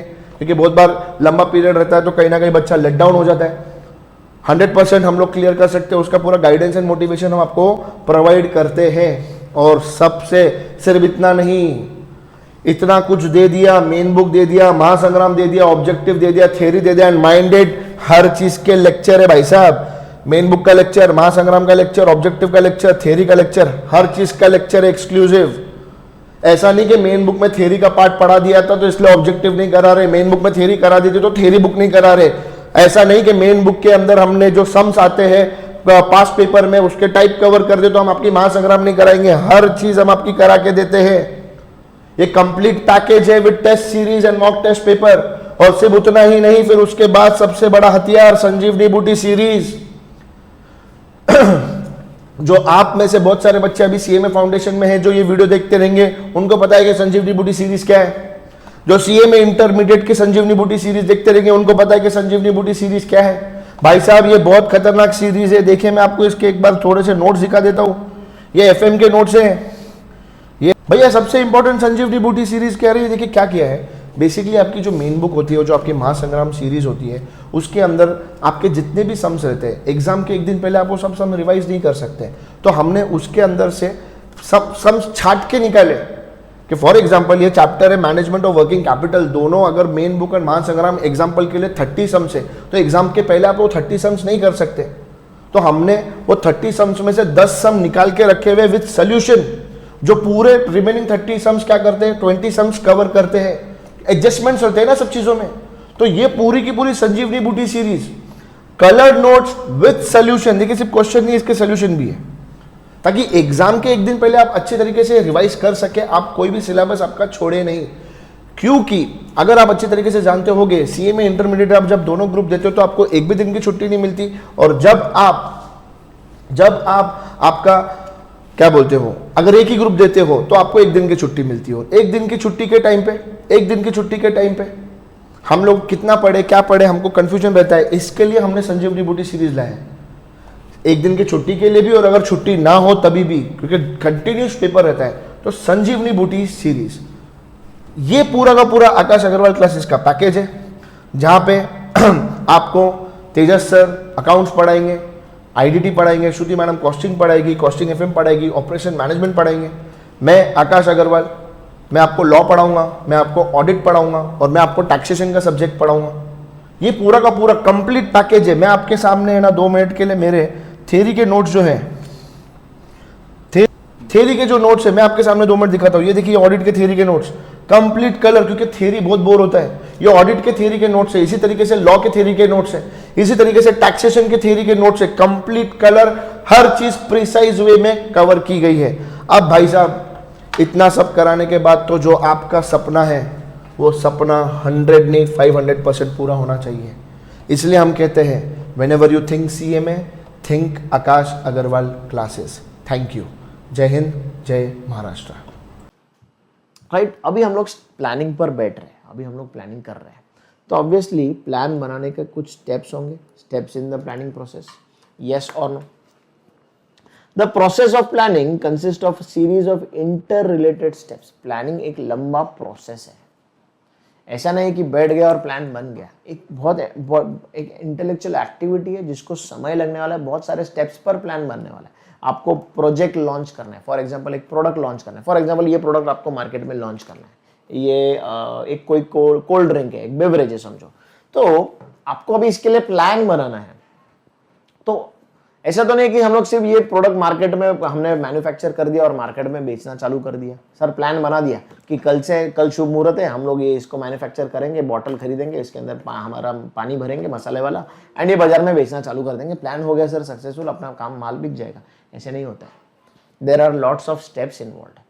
पहले तो मार्केट स्टडी करना पड़ेगा कि कौन प्लेयर्स है मार्केट में, उनका प्रोडक्ट्स क्या क्या है, क्वालिटी क्या क्या है, मार्केट में उनका शेयर कितना है, क्या प्राइस रेंज में काम करते हैं, कौन से एरिया में काम कर रहे हैं, फिर हमें एक्चुअली कहाँ पर काम करना है, हमारा स्ट्रेंथ क्या है, हमारे पास फॉर्मुलेशन कौन सा है, कौन सी रेसिपी है हमारे पास, राइट। फिर हमें लैंड लगने वाला है, फिर लोग लगने वाले हैं, है ना। तो स्टेप्स है, प्रोसेस है एक लंबा, उनको हायर करना है, टेक्नोलॉजी चाहिए, फिर मार्केटिंग करना है, डिस्ट्रीब्यूशन करना है, प्रोडक्शन करना है, बहुत सारी चीज़ें। तो प्लान अभी हमने काम करना स्टार्ट नहीं किया है, अभी हम लोग प्लान बना रहे हैं। हमने कंपनी में माल भरना चालू अभी तक किया नहीं, अभी तो हम लोग प्लान बना रहे हैं कि ये प्रोडक्ट लॉन्च कैसे होगा, मार्केट के अंदर बिकेगा कैसे, तो उसके लिए हमको प्लान बनाना जरूरी। तो स्टेप्स, बहुत सारे स्टेप्स है जो रिलेटेड एक दूसरे से प्लानिंग प्रोसेस के अंदर। अभी ये स्टेप्स डिपेंड करते हैं कि आपका काम कैसा है, आपकी एक्टिविटी कैसी है, साइज कितना है ऑर्गेनाइजेशन का, प्रोडक्ट का या प्रोजेक्ट का साइज कितना है, कितना वास्ट है, छोटा है, वगैरह वगैरह। ये सब फैक्टर्स के ऊपर ये जो स्टेप्स है ये डिपेंड करते हैं। बेसिक स्टेप्स, जो बेसिक जो चीजें हैं, जो बेसिक रास्ता हमें अपनाना है, वो हम लोग यहाँ पर देखने वाले हैं कि what are the basic steps in the planning process. Number 1 is analysis of opportunities. Planning में सबसे पहले हमको ये एनालाइज करना है, ये स्टेप है कि हमारे सामने अपॉर्चुनिटीज क्या है, हमारे सामने मार्केट कितना है, कौन सा मार्केट है, उस मार्केट में प्लेयर्स कौन से, हम लोग कितना काम कर सकते हैं, कितना शेयर उस मार्केट का ले सकते हैं। ये सब गोल्स, ये सब ऑब्जेक्टिव्स, ये सब अपॉर्चुनिटीज को एनालाइज करना is the first step in planning. कि बाबा मैं यहाँ पर दुकान लगा रहा हूँ, तो यहाँ पर मेरे सामने अपॉर्चुनिटीज क्या क्या है, कितना बड़ा कस्टमर ऑडियंस, कस्टमर बेस में कैप्चर कर सकता हूँ, ये बहुत इंपॉर्टेंट है समझना, analysis of the opportunities. Planning starts with analysis of opportunities in the external environment as well as within the organization। ये written नहीं है, ये wrong लिखा हुआ है, as well as within organization के अंदर। ऑर्गेनाइजेशन के अंदर मेरे पास वैसी टेक्नोलॉजी अवेलेबल है या नहीं, मेरा प्रोडक्ट उतना मजबूत है या नहीं, कंपटीशन सर्वाइव कर पाएगा क्या नहीं, मेरे पास वैसे लोग है या नहीं, उतना कैपिटल है क्या नहीं, ये विद इन द एनवायरमेंट हो गया। एक्सटर्नल, मेरा कंपटीशन कैसा है, लोगों की चॉइस कैसी है, paying capacity, sorry excuse me, लोगों की पेइंग कैपेसिटी है या नहीं, मार्केट में लोगों को वो चीज़ पसंद आ रही है या नहीं आ रही, दूसरे जो कॉम्पिटिटर्स बेच रहे हैं उनकी लीगल परमिशन है या नहीं, गवर्नमेंट अलाउ कर रहे हैं या नहीं, तो ये एक्सटर्नल हो गई। तो ये समझना जरूरी है कि क्या अपॉर्चुनिटीज़ है मार्केट के अंदर, एनालाइज करना जरूरी है, स्टेप्स इन प्लानिंग में फर्स्ट स्टेप है।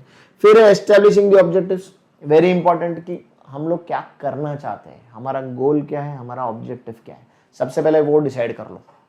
ये बहुत इंपॉर्टेंट स्टेप है प्लानिंग प्रोसेस में, क्योंकि प्लान बनाना है तो गोल हमारे आंखों के सामने होना बहुत ज्यादा जरूरी है बेटा, यस और नो। फिर आता है डिटरमाइनिंग द प्लानिंग प्रीमाइसेस, जो एनवायरमेंट, प्रीमाइस मतलब यहाँ पर हम लोग थोड़े से कच्ची भाषा में समझेंगे कि वो एनवायरमेंट है।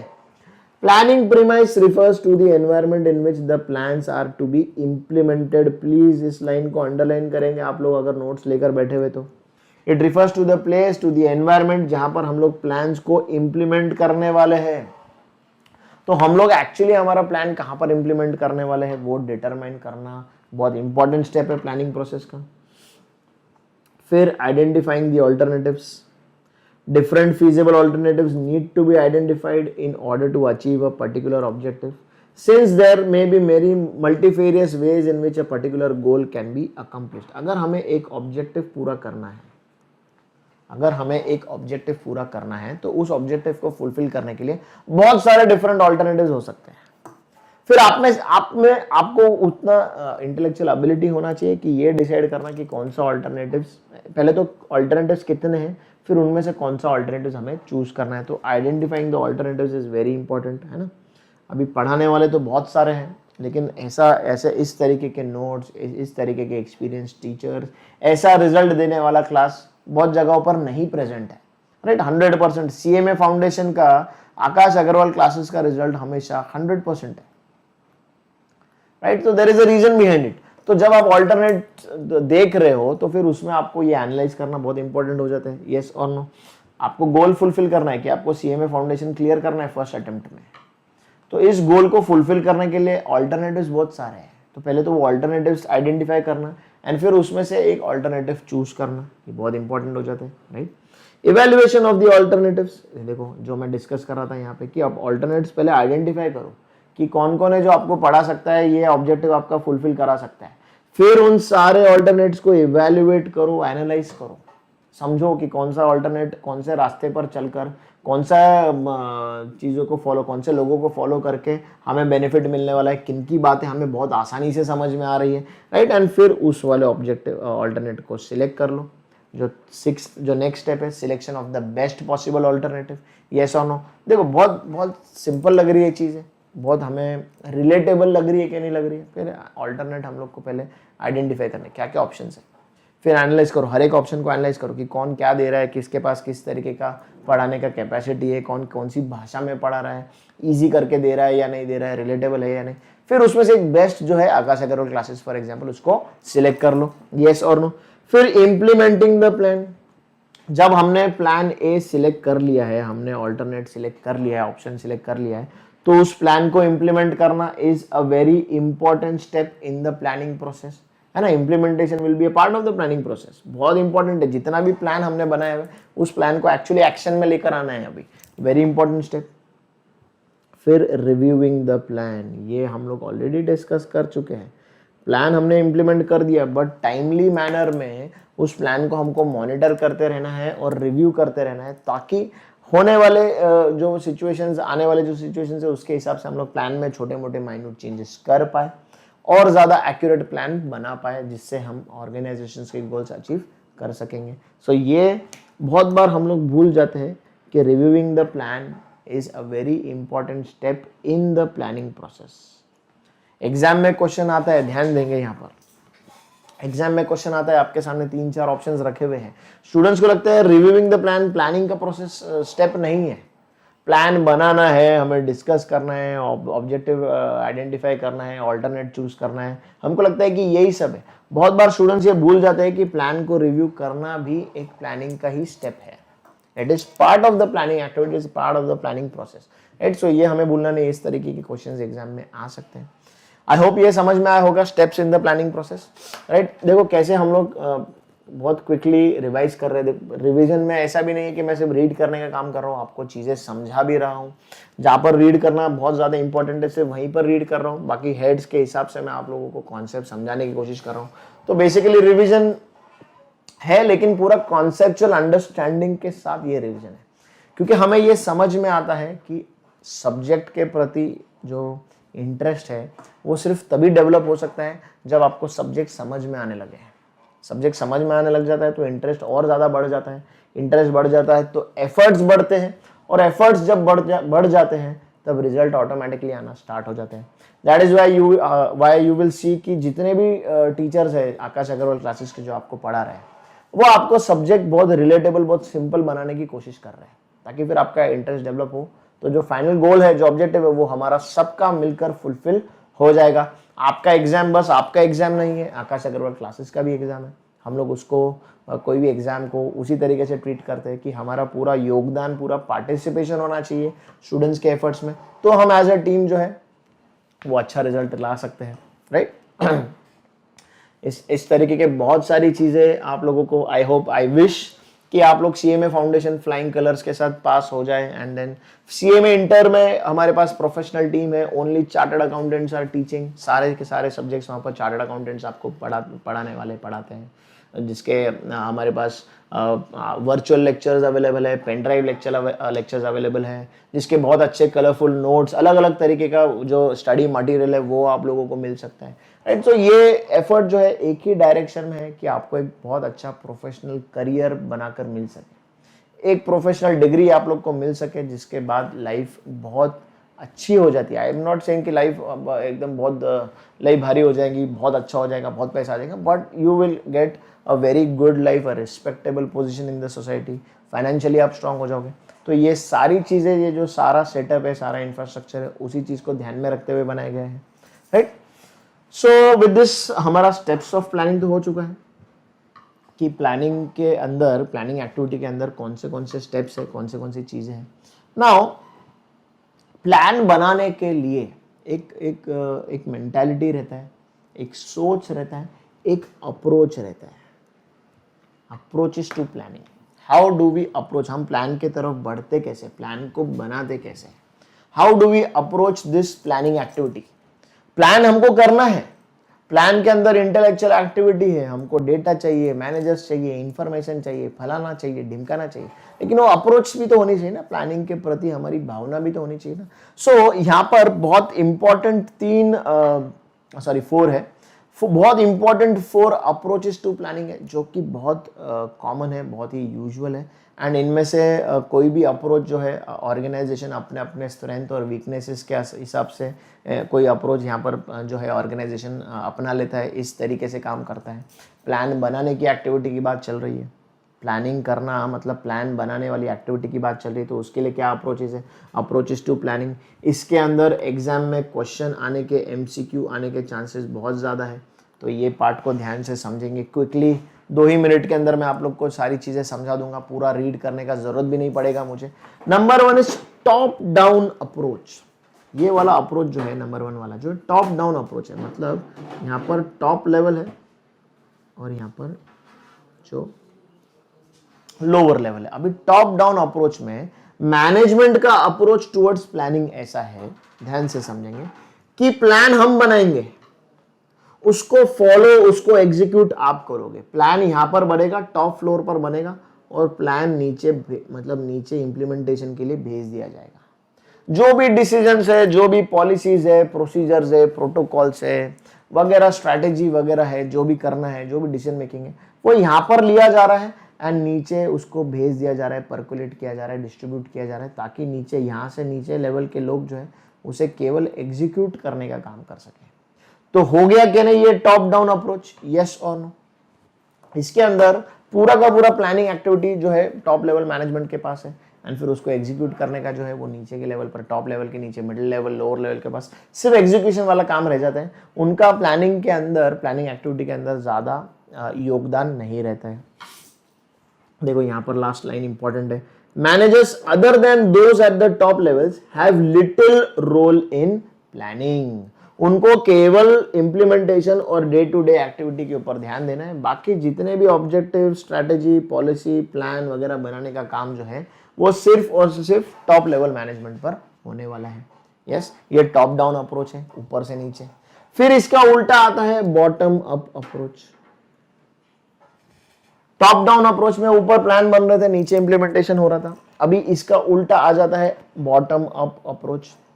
नाम से ही समझ में आ गया होगा, this is a virtual reversal of the above approach. पूरा का पूरा उल्टी तरीके से ये अप्रोच है। इन दिस अप्रोच, ध्यान से देखेंगे, top management generally reference from giving any guideline. Top management generally कोई भी गाइडलाइन देता नहीं है। रिफ्रेन करता है मतलब गाइडलाइन देने का काम करता नहीं है। To the lower management on what to do, what to plan and how to plan. यहाँ पर जो है लोअर लेवल मैनेजमेंट जो है वो अपने एक्सपीरियंस के हिसाब से, सिचुएशन के हिसाब से अपना प्लान बनाता है, एंड वो प्लान जो है वो ऊपर लोगों को अप्रूवल के लिए भेज देता है, बता देता है, नोटिफाई कर देता है, अपने हिसाब से काम करता है। ये बॉटम अप अप्रोच है। प्लान यहाँ पर बन रहा है, ग्राउंड लेवल पर प्लान बन रहा है और ऊपर बताया जा रहा है कि किस तरीके से काम होने वाला है, करने वाला है, right. This is a virtual reversal. सिर्फ रीड कर देता हूं आप लोगों के लिए। In the sense that the plan proposals originate at the supervisory management level, travel up to the management hierarchy in a step by step manner and reach the top management for the review and approval। यहाँ पर जो है पूरा का पूरा planning जो है यहाँ पर बनेगा एंड हायरार्की में ऊपर जाएगा रिव्यू एंड अप्रूवल के लिए। तो ये हो गया, ये अपस्टेयर्स टॉप लेवल पर हो गया। तो ये हो गया बॉटम अप अप्रोच। यस, फिर आता है कंपोजिट अप्रोच। कंपोजिट मतलब क्या? इस चीज का मिक्सचर कि यहाँ पर top level management, middle level management, lower level management, ये सब मिल बांट कर, मतलब मिडिल लेवल मैनेजमेंट और टॉप लोअर लेवल मैनेजमेंट का भी उसके अंदर पार्टिसिपेशन है प्लानिंग के अंदर। टॉप लेवल, मिडिल लेवल और लोअर लेवल को भी परमिशन दे रहा है पार्टिसिपेट करने की। सबके अनुभव, सबके एक्सपीरियंस, सबका योगदान है उसके अंदर। ये अप्रोच जो है वो बहुत ज़्यादा अभी ऑर्गेनाइजेशन जो है ये अप्रोच को एक्सेप्ट करके काम कर रहा है, क्योंकि इसके अंदर आप देखोगे कि यार यहाँ पर आप देखोगे सिर्फ टॉप लेवल मैनेजमेंट दिमाग चला रहा है, नीचे सिर्फ डिसीजंस दे रहे हैं। यहाँ पर आप देखोगे कि लोअर लेवल मैनेजमेंट जो है वो प्लान बना रहा है, टॉप लेवल सिर्फ अप्रूव कर रहा है, देख रहा है, एनालाइज कर रहा है, अप्रूव कर रहा है। बट यहाँ पर कॉम्पोजिट अप्रोच में हम लोग सबको कंसल्ट कर रहे हैं, देंगे यहाँ पर ध्यान देंगे। Here the top management provides broad parameters and guidelines to the line executives at the middle and lower level। जो टॉप मैनेजमेंट है उसने जो ब्रॉड मेजर गाइडलाइंस वगैरह जो लिमिटेशंस है वो बांध के रख दिया, पैरामीटर्स बांध के रख दिया। किसको दे दिया? फिर ये मिडिल और लोअर लेवल को दे दिया। फिर लोअर, मिडिल और लोअर लेवल अपने हिसाब से, सिचुएशन के हिसाब से फ्लेक्सिबल रहकर काम को करने का, प्लान को जो एग्जीक्यूट करने का काम करते हैं, प्लान बनाने का काम करते हैं। ये बहुत ही वाइडली एक्सेप्टेड तरीका हो गया प्लानिंग सिस्टम का। This approach is useful to evolve corporate-wide plans also, which partly draw inspiration from the planning ideas and perspectives generated at the lower level। बहुत इंपॉर्टेंट हो जाता है composite approach, widely accepted approach है यहाँ पर, right। And फिर last वाला आ जाता है टीम अप्रोच। यहाँ पर क्या कर रहा है, किया जा रहा है, यहाँ पर एक सिलेक्टिव टीम जो है उसको प्लानिंग एक्टिविटी दी जा रही है। In this approach, the task of planning is entrusted to a select team of managers। Please इसको अंडरलाइन करेंगे, this is the team approach। हमने एक अलग अलग डिपार्टमेंट से लोगों को ले लिया, जमा कर लिया एंड वो एक टीम बना दी, एक कमेटी बना दी एंड उस कमेटी को प्लानिंग का काम दे दिया। प्लानिंग कमेटी रहती है ना, 5 ईयर प्लान, 10 ईयर प्लान। ये तो अभी हमारे कंट्री में 5 ईयर प्लान्स जो है अभी तो वो रद्द हो गया, अभी 5 ईयर प्लान्स पर काम नहीं करते हैं, but planning commission, planning committee वगैरह रहता था। तो उसी तरीके से ऑर्गेनाइजेशन में भी ऐसा हो सकता है कि एक स्पेसिफिक टीम बना दी जाए, हर जगह से लोगों को लिया जाए, उस टीम के अंदर मेंबर बनाया जाए एंड फिर उसको प्लानिंग एक्टिविटी दी जाए। तो ये हो जाती है team approach. Task of planning is entrusted to a select team of managers, whether they are line managers or staff experts. The team functions under the leadership of the chief executive. It does not finalize plans as such, but initiates the planning process. ये team जो है ये planning process activity start कर देती है, बस उसको finalise करने का काम वो करती नहीं है. तो प्लानिंग एक्टिविटी जो है वो स्टार्ट हो जाती है. जो एक टीम अपॉइंट की गई है वो टीम करती है एंड फिर बाकी के लोग उनके इर्द गिर्द काम करते रहते हैं. Yes, the team is used by the latter as his brain trust. It may even be asked to monitor the progress of plans and review the performance. जो हायर लेवल के मैनेजर्स वगैरह रहते हैं फिर वो इस टीम को use करते हैं एज देयर ब्रेन. मैं मैनेजर हूँ, हायर लेवल मैनेजमेंट हूँ, मैं उस टीम, मैंने टीम बनाई है 5-6 लोगों की, मैं उस टीम को एज माई ब्रेन यूज कर रहा हूँ. उनसे फीडबैक ले रहा हूँ, उनसे प्लान बी बना रहा हूँ, उनसे ओपिनियन ले रहा हूँ, उनसे काम करवा रहा हूँ वगैरह वगैरह, रिव्यू वगैरह करवा रहा हूँ. राइट, सो यहाँ पर एक टीम को काम दिया गया है इसलिए ये टीम अप्रोच हो जाता है. तो अप्रोचेस टू प्लानिंग में बेसिकली हमने देखा कि टॉप डाउन अप्रोच है, फिर हमने देखा कि बॉटम अप अप्रोच है कि कैसे लोअर लेवल पर प्लान्स बन रहे हैं और रिव्यू और अप्रूवल के लिए ऊपर की तरफ जा रहे हैं. फिर हमने देखा कंपोजिट अप्रोच है जहां पर सब लोगों का शेयर लिया जा रहा है. अभी ये कॉर्पोरेट सेक्टर में बहुत वाइडली एक्सेप्टेड प्रिंसिपल है, पॉलिसी अप्रोच है. फिर लास्ट वाला जो है जो हमने एक सिलेक्ट टीम बनाया एंड उस टीम को काम दे दिया प्लानिंग करने का, तो ये टीम अप्रोच हो जाता है. राइट, तो ये अप्रोचेस टू प्लानिंग थी. कितना जल्दी हमारा ये काम हो गया है देखो. फिर आते हैं टाइप्स ऑफ प्लान. बेसिकली 2 तरह के प्लान हैं. जनरली बेसिकली ऑर्गेनाइजेशन जब काम करती है तो उसमें 2 तरह के प्लान होते हैं. एक होता है स्टैंडिंग प्लान और दूसरा होता है सिंगल यूज प्लान. ये बहुत इंपॉर्टेंट है, ये समझना बहुत ज़्यादा इंपॉर्टेंट है. अभी हम लोग प्लान बना रहे हैं तो हर बार प्लान एक तरीके का नहीं हो सकता है. हर काम के लिए, हर एक्टिविटी के लिए प्लान अलग अलग तरीके का होने वाला है. राइट, तो यहां से आ जाता है topic about types of plans. कितने तरह के प्लान होते हैं भैया? पहला प्लान होता है स्टैंडिंग प्लान, दूसरा प्लान होता है सिंगल यूज प्लान. ध्यान से समझेंगे हम लोग. स्टैंडिंग प्लान मतलब ये प्लान हमेशा हम लोग रिकरिंग सिचुएशन, रिकरिंग प्रॉब्लम के लिए बार बार वो सेम प्लान को यूज करते हैं. हम लोग बिल्कुल भी दिमाग चलाते नहीं है. There is a situation in front of us, हमारे सामने एक प्रॉब्लम आ गया है, एक सिचुएशन आ गया है. नॉट नेसेसरी, जरूरी नहीं कि हर बार प्रॉब्लम, एक सिचुएशन आ गया है हमारे सामने, ये रिकर होता रहता है, बार बार होता रहता है, बार बार हम वो सेम प्लान लगा देते हैं.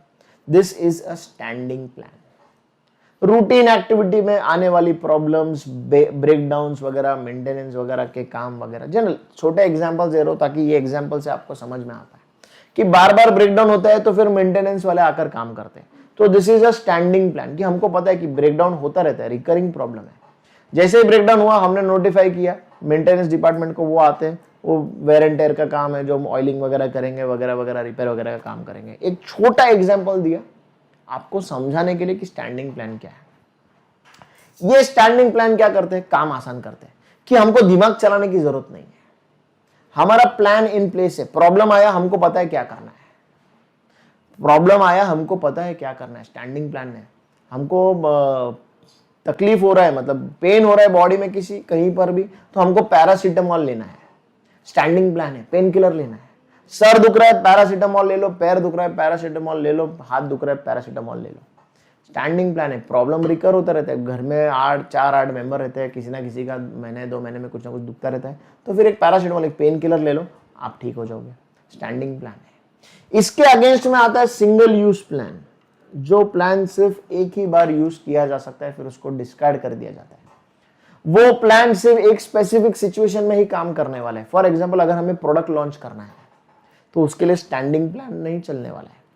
प्रोडक्ट लॉन्च, अलग प्रोडक्ट है, नया प्रोडक्ट है, पहली बार ये प्रोडक्ट था, दूसरी बार हो सकता है मेरा ये प्रोडक्ट हो, तीसरी बार मुझे मेरा वॉच, मतलब ये मेरा प्रोडक्ट है, ये लॉन्च करना है. फिर मार्केट अलग अलग है लॉन्च करने के, है ना, हर जगह सेम मार्केट नहीं होने वाला है, मार्केट अलग अलग है. तो वहां पर हम लोग सिंगल यूज प्लान यूज करेंगे. जो प्लान बस उसी काम के लिए हमने बनाया था, वो काम प्लान हमने इंप्लीमेंट कर दिया, काम कर दिया, इमीडिएटली वो प्लान हमारा डिस्कार्ड हो गया. This is a single use plan. So there is a big difference between standing plan and a single use plan. इसके बहुत फर्स्ट क्लास एग्जांपल्स में मेरा ये बहुत पसंद वाला टॉपिक है। इसमें इतने सारे एग्जाम्पल्स रहते हैं ना मेरे पास, मतलब right from your school days. अभी जैसे मैंने फैमिली का पेन किलर वाला एग्जाम्पल दिया, तो ये स्कूल डेज से आपके बहुत सारे प्लान्स जो आप लोग अननोइंगली फॉलो करते आए थे, वो सब ऐसे इतने मस्त मस्त एग्जाम्पल्स रहते हैं मेरे पास। बट हम लोग रिविजन कर रहे हैं, तो फिर मैं सिर्फ कॉन्सेप्ट समझाने का काम करूँगा, ज़्यादा डिटेल में नहीं जा सकते हम लोग, राइट। मेरा पेन कहाँ चला गया, यहीं पर है। अच्छा, पढ़ाते पढ़ाते मेरे पेन कहाँ रह गया, यही ध्यान में से उतर गया, right. So these are the types of plans. Number 1 is a standing plan, जो बार बार रिकर होने वाले सिचुएशन के लिए, हर बार सेम प्लान को यूज़ करने वाला, रिपीटेड सिचुएशंस के लिए, जहाँ पर फिर दिमाग ज़्यादा यूज़ करना नहीं रहता है, हमारे लिए काम बहुत ईजी हो जाता है, सिंपल हो जाता है कि सेम प्लान हमें एग्जीक्यूट करना है। एंड सिंगल यूज प्लान्स, जो सिचुएशंस न्यू आती है अकॉर्डिंग टू दोज, उस सिचुएशन की डिमांड के अकॉर्डिंग, नए काम के अकॉर्डिंग, नए प्रोजेक्ट के लिए, नए गोल के लिए, स्पेसिफिक सिचुएशन के लिए वो सिंगल यूज प्लान बनाते हैं। उसके बाद वो प्लान जो है डिस्कार्ड कर दिया जाता है। तो बेसिकली ये देखो, ये इंपॉर्टेंट वर्ड है, meant for non repetitive activity. Single use plan non repetitive activity, standing plan repetitive activity. Please इस लास्ट लाइन को अंडरलाइन कर दीजिएगा। ये ऑब्जेक्टिव बेस्ड क्वेश्चन में आ सकता है, मैच द फॉलोइंग वगैरह में आ सकता है, एमसीक्यूज वगैरह में आ सकता है, राइट। सो ये थे हमारे टाइप्स ऑफ प्लान्स। फिर हमारा जो लास्ट टॉपिक आता है वो है प्लानिंग प्रीमाइस। ये प्लानिंग का हमारा लास्ट एंड इंपॉर्टेंट टॉपिक है। प्रीमाइस मतलब हमने पहले, अगर आपको याद रहेगा, हमने कहीं तो भी अंडरलाइन किया था कि premise is basically the environment जहां पर हम लोग प्लान को इंप्लीमेंट करने वाले हैं, उसको हम लोगों ने कहा था कि वो प्रीमाइस है। अभी ये एनवायरनमेंट जो है, ये प्रीमाइस जो है, जहां पर प्लान इंप्लीमेंट होने वाला है, ये एक बहुत ही डायनामिक, एक बहुत ही कॉम्प्लेक्स एनवायरनमेंट है। मैं पहले लेक्चर के स्टार्ट में बता चुका हूँ कि सोशल फैक्टर्स है, गवर्नमेंट के फैक्टर्स है, लीगल एस्पेक्ट्स है, मार्केट है, कंपटीशन है, एनवायरनमेंट है, पब्लिक है, चॉइसेस है, बहुत सारी चीज़ें। सो हम प्लान कहाँ पर इंप्लीमेंट करने वाले हैं, ये जो हमारा प्रीमाइस है, ये प्रीमाइस बहुत ही डायनामिक है। प्लान बनाने के लिए ये प्रीमाइस का अंडरस्टैंडिंग जो है बहुत इंपॉर्टेंट हो जाता है, क्योंकि हमारा प्लान वहां पर हम लोग एग्जीक्यूट करने वाले हैं, यस और नो। अरे मैंने वो कैप्टन का एग्जांपल दिया था कि कौन सी टीम सिलेक्ट करने वाला है, तो प्लानिंग प्रीमाइस जो है बहुत सिग्निफिकेंट हो जाता है। Planning premise can be categorised into 3 heads basically. Number 1 is internal and external premise. अभी सिर्फ रीड कर रहा हूं, फिर समझाऊंगा। Number 2 is controllable, semi controllable and uncontrollable premises. ऐसे फैक्टर्स जो हम लोग कंट्रोल कर सकते हैं, कुछ ऐसे जो थोड़ा हद तक कंट्रोल कर सकते हैं, एंड कुछ ऐसे जो बिल्कुल भी कंट्रोल नहीं कर सकते। फॉर एग्जांपल हमारा जुडिशरी, हमारा लीगल एनवायरनमेंट, हमारा गवर्नमेंट, हमारा पॉलिटिकल स्टेबिलिटी हमारे कंट्रोल में नहीं है। फिर number 3 tangible and intangible premise. Last वाला जो कैटेगरी है वो टैंजिबल और इनटैंजिबल। अभी टैंजिबल इनटैंजिबल आपको पता है ना, पढ़ा है आप लोगों ने, लेकिन हम लोग उसको यहाँ पर डिस्कस करेंगे।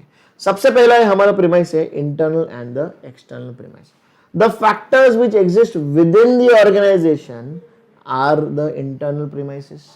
Organization के अंदर कौन सी चीजें है देखो, cash flow, capital budgeting, advertising का एक्सपेंडिचर। बेसिकली एक्सपेंडिचर कोई भी चीज का, not just advertising. Product line, कौन से प्रोडक्ट्स के ऊपर काम कर रहे हैं, किस तरीके का मार्केटिंग मिक्स है, क्या कॉम्पिटेंस है, हमारे जो पर्सनल है, हमारी टीम है, जो है हमारे मेंबर्स जो है, एम्प्लॉयज जो है, उनका कॉम्पिटेंस लेवल कितना है, उनका एफिशिएंसी कितना है। तो ये सारे factors internal to the organisation है, ये मेरे फैक्टर्स है। मेरा कैपिटल स्ट्रेंथ कितना है, मेरे पास टेक्नोलॉजी कैसी है, मेरे पास इंफ्रास्ट्रक्चर कैसा है, मेरे पास खर्चा करने का एबिलिटी कितना है, मेरा कैश फ्लो स्टेटमेंट क्या है, ये सारे के सारे इंटरनल टू द ऑर्गेनाइजेशन, इसलिए ये इंटरनल प्रीमाइस का पार्ट हो जाते हैं। ये इंपॉर्टेंट फैक्टर्स हैं क्या, इंटरनल हो या एक्सटर्नल हो, टैंजिबल हो या इनटैंजिबल हो, all of these are part of the environment. Again ये इंपॉर्टेंट वर्ड लिख रहा हूं, क्योंकि जहां जहां पर प्रीमाइस आएगा वहां पर एनवायरनमेंट आपको समझ में आना चाहिए। एंड ये सारे फैक्टर्स प्लानिंग एक्टिविटी में बहुत इंपॉर्टेंट रोल प्ले करते हैं, हम लोग इनको इग्नोर नहीं कर सकते हैं।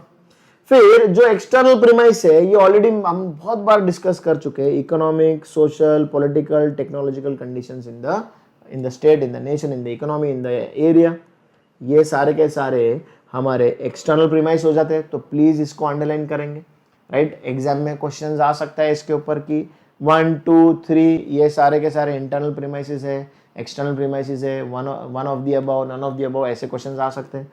तो ये एग्जाम्पल्स हमें पता होने चाहिए। ये एग्जाम्पल्स इंटरनल प्रीमाइस के हैं। फिर economical, social, political, technological conditions जो है, ये सारे के सारे एक्सटर्नल प्रीमाइस के एग्जाम्पल्स है, ये हमें पता होने चाहिए। रट्टा मारने का ज़रूरत नहीं है। कॉन्सेप्ट समझ में आ गया होगा तो जैसे ही क्वेश्चन आएगा आप इमीडिएटली टिक कर सकते हो आंसर।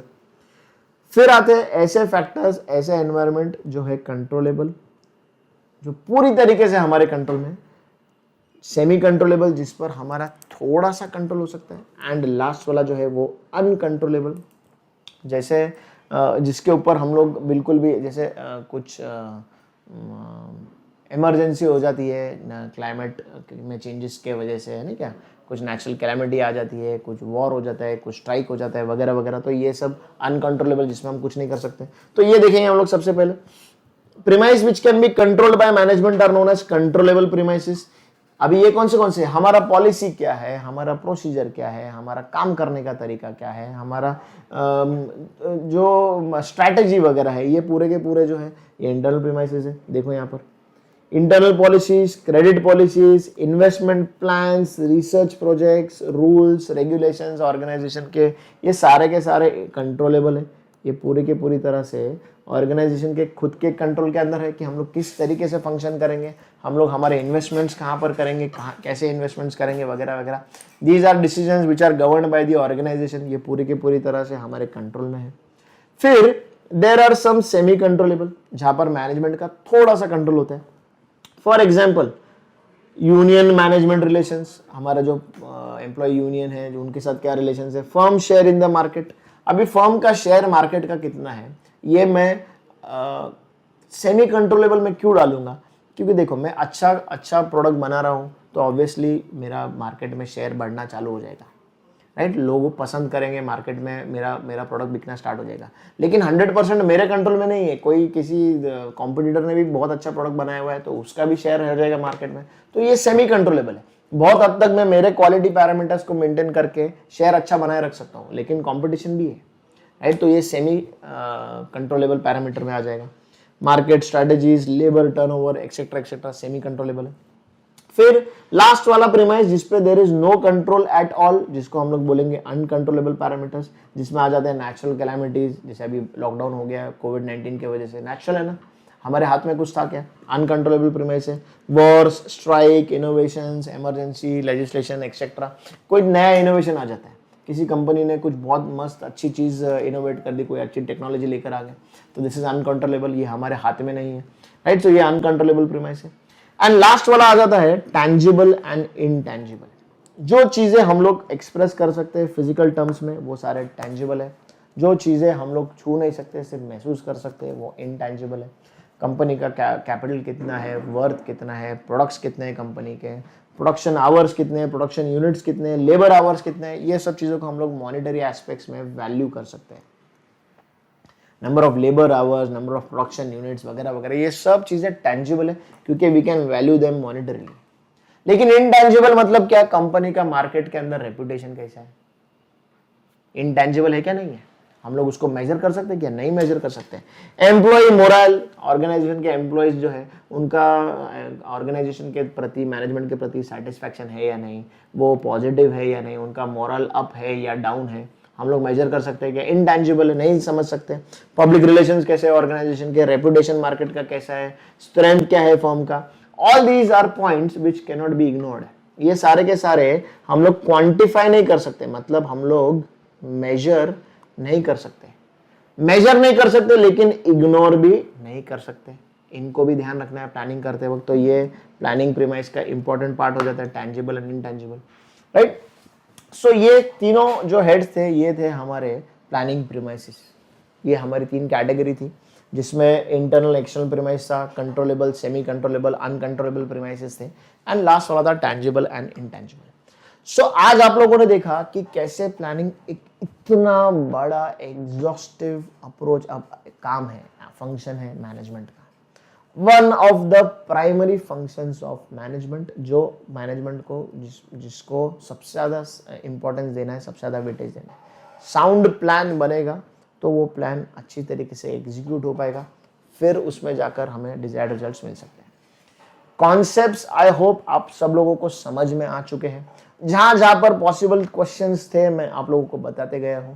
आप लोगों का बस अब एक ही काम रह जाता है कि आपको बस ये टेक्स्ट रीड करना है, मॉड्यूल में से ये रीड कीजिए, काम आसान रहेगा, कहीं और दूसरी जगह जाने की जरूरत नहीं। मॉड्यूल्स में से रीड करते जाइए, जैसे जैसे आप रीड करते जाओगे आपको मेरी बताई हुई चीज़ें फिर से जो है क्लिक होना स्टार्ट हो जाएंगी, यानी आपका काम बहुत आसान हो जाएगा, रट्टा मारने का जरूरत नहीं पड़ेगा। एक टॉपिक जैसे प्लानिंग के ऊपर आप लोगों ने आज लेक्चर देखा है, इसको रीड कीजिए। प्लानिंग के ऊपर जो ऑब्जेक्टिव्स दिए गए हैं सिर्फ उन ऑब्जेक्टिव्स को आप सॉल्व कीजिए, आपको आंसर देखने की जरूरत नहीं पड़ेगी। आई एम डैम श्योर कि आप लोग खुद क्वेश्चन पढ़ते ही आंसर टिक करना स्टार्ट कर दोगे। इस तरीके से प्रिपरेशन करो बेटा, आपका काम बहुत आसान हो जाएगा। Right, I will stop over here. आज का थोड़ा सा प्लानिंग था, बड़ा था टॉपिक, तो थोड़ा सा टाइम ज्यादा लगा, आई कैन अंडरस्टैंड। क्विकली हम लोग फटाफट इस तरीके से एक एक टॉपिक को कवर करते जाएंगे, काम आसान करते जाएंगे। See you soon, stay tuned, good bye.